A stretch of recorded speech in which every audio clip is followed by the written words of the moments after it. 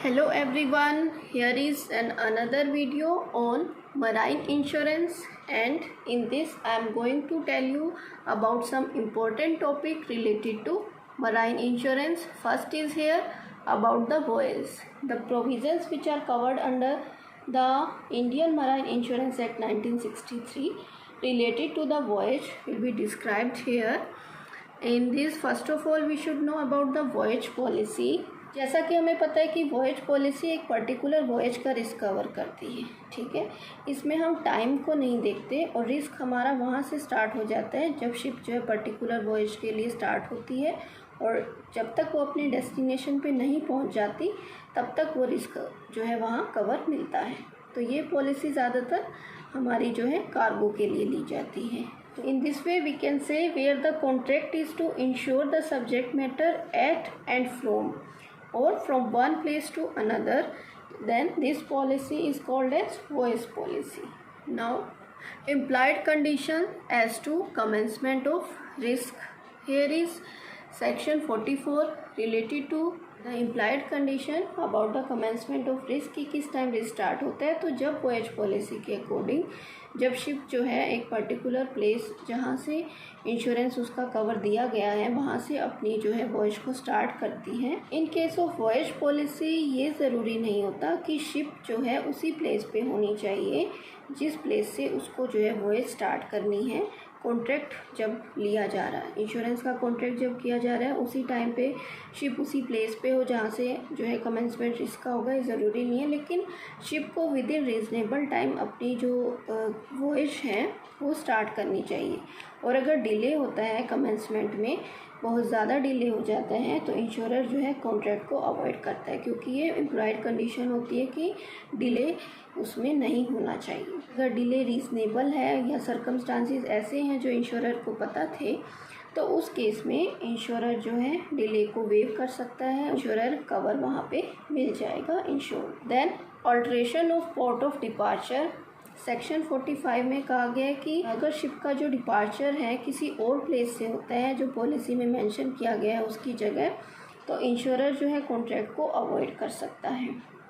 Section 46 selling for different destinations, जो destinations policy में mention किए गए हैं शिप को उन्हीं प्लेसेस से सेल करना चाहिए। अगर वो उनकी बजाय किसी और प्लेसेस से सेल करती है तो इंश्योरर जो है कॉन्ट्रैक्ट को अवॉइड कर सकता है। Like here in this example we can say that a ship has to move from this place I to, and it has to go to A and particular voyage, this is particular voyage, and in this particular voyage 3 destinations, that is P, Q, R are here specified, and if ship will not goes to these destinations then it will be considered as the sailing from the other destinations, and for that insurer may avoid the contract. Then change of voyage, section 47, if the destination of the ship is voluntarily changed from the destination mentioned in the policy after the commencement of risk, then it is change of voyage. That means कि जो destination mention किया गया था policy में, एक बार जो है risk start हो गया, दैट मीन्स कि शिप ने जो है स्टार्ट कर दी अपनी वॉयज, वहाँ से जो है प्रीमियम देने के बाद जो है रिस्क स्टार्ट हो जाते हैं।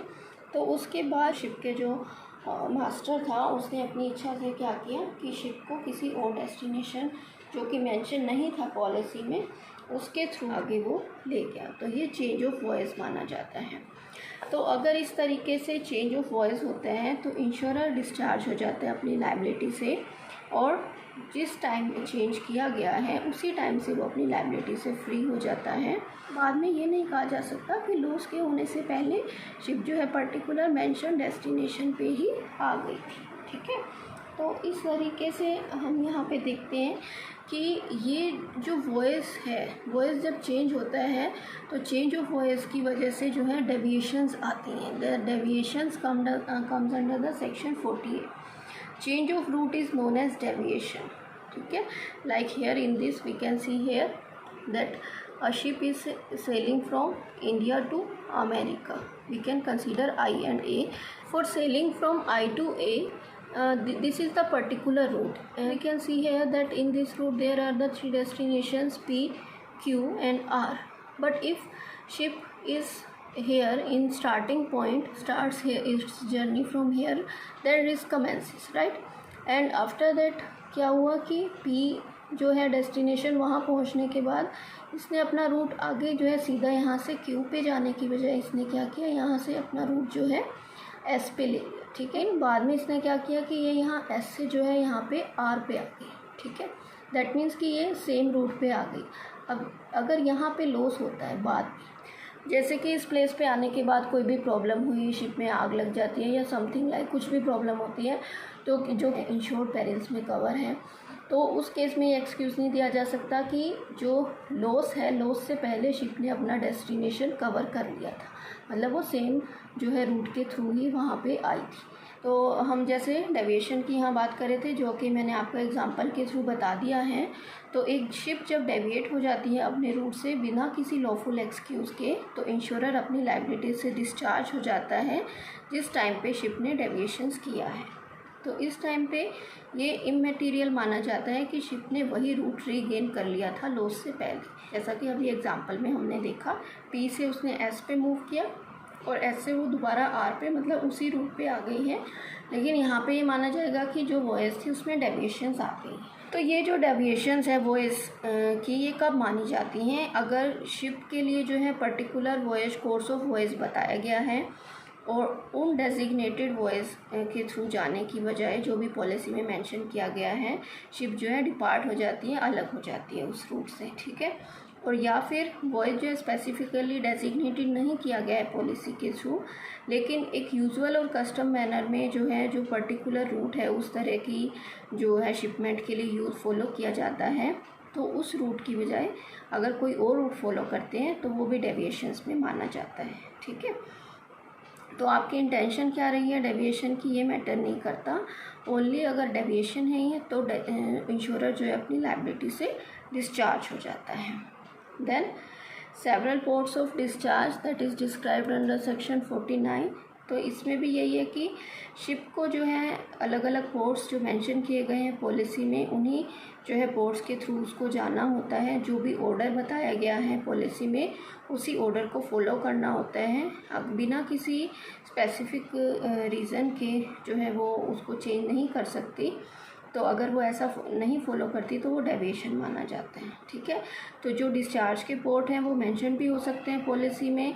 अगर मेंशन है तो माना जाएगा कि यही पोर्ट्स ऑफ डिस्चार्ज है। जहाँ पे कि नेम ऑफ पोर्ट्स जो है मेंशन नहीं है पॉलिसी में, सिर्फ port of discharge word use किया गया है, तो उस केस में माना जाता है कि डेविएशन शिप के थ्रू तब होगी जब ज्योग्राफिकल ऑर्डर को वो फॉलो नहीं करती। बिना किसी सफिशिएंट कॉज के अगर ज्योग्राफिकल ऑर्डर शिप के थ्रू फॉलो नहीं किया जाता तो वो यहाँ पे डेविएशन माना जाता है, ठीक है। Like here I have explain that these are the port of discharge for a particular voyage, but if the ship is deviating here, then from sailing from this or this and not going to this particular geographic order, then it is called as deviation. Then delay in voyage policy में क्या होता है कि adventure को एक particular reasonable time में जो है डिस्पैच हो जाना चाहिए। अगर विदाउट एनी लॉफुल एक्सक्यूज़ जो है ये पर्टिकुलर टाइम तक स्टार्ट नहीं किया जाता तो इंश्योरर डिस्चार्ज हो जाता है अपनी लायबिलिटी से उसी टाइम से जब डिले जो है अनरीजनेबल हो जाता है। मतलब रीजनेबल टाइम के अंदर अपनी जो भी यात्रा है वॉयज पॉलिसी के अंडर पर्टिकुलर शिपमेंट को स्टार्ट कर देना चाहिए। देन एक्सक्यूज़ फॉर डिले और डेविएशन, इसमें क्या है कि कुछ एक्सक्यूज़ पर्टिकुलरली राइट माने जाते हैं, रीज़नेबल माने जाते हैं कि डेविएशंस उनकी वजह से हो सकती है। कि अगर कुछ स्पेशल टर्म जो है पॉलिसी में मानी गई हैं कि अगर ये रीज़न रहेंगे तो वो ऑथराइज्ड रहेगा, पर्सन की डेविएशन हो सकती है।